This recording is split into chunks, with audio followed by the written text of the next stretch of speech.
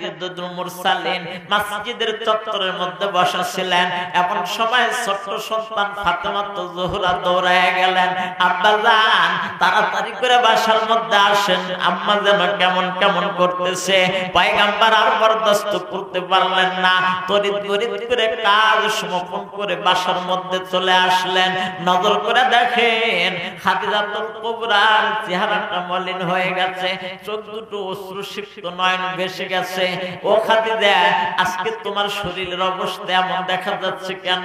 চেহারাটা কেন মলিন দেখা যায়? তুমি কি কোনো চিন্তার মধ্যে আছো নাকি? খাদিজাতুল কুবরা ডাক দে বলে, ইয়া রাসূলুল্লাহ, ইয়া হাবিবাল্লাহ, আমার মন বলে আমি আর দুনিয়াতে থাকতে পারবো না। আমার মন বলে আমি বুঝি দুনিয়া থেকে বিদায় হয়ে যাব। এ মুসলমান ভাইজান, এমন সময় পয়গম্বর আরবি সাইয়্যিদুল মুরসালিন খাতামুন নবীন খাদিজাতুল কুবরার শিওরে বসে পড়লেন। খাদিজাতুল কুবরার মাথাটা নবীর শ্রানের উপরে উঠায় নিলেন, নবুয়তি হাতটা দিয়ে মাথার চুলগুলা নাড়াচাড়া করে দেয়। আর খাদিজাকে ডাক দেয় বলে, খাদিজা রে, এখন তোমার কেমন লাগতেছে? খাদিজাতুল কুবরা ডাক দেয় বলে, প্রাণের স্বামী আমার অবস্থা ভালো নয়, আমি বুঝি আর দুনিয়াতে থাকতে পারবো না।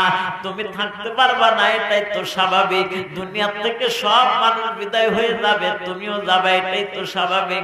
আল্লাহর পয়গম্বরের রানের মধ্যে শোয়া খাদিজাতুল কুবরার মাথা ডাক দেয়া বলে, হুজুর আমি মরে যাবো, এই বিরহ ব্যথা আমি কান্না করতেছি না, আমি কান্না করতেছি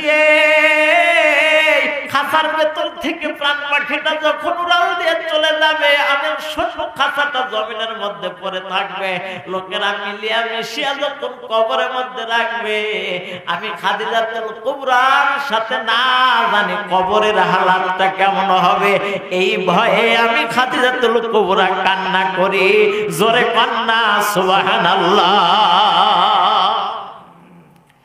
এই সিরাজগঞ্জের মুসলমানেরা একটুখানি দিলটা নরম করে দেন বাজান, দেখেন তো আপনাদের চোখ থেকে একটুখানি পানির ফোঁটা বের করে দেওয়া যায় কিনা। যদি গভীর রজনীতে একটা বারের জন্য চোখ থেকে এক ফোঁটা পানি বের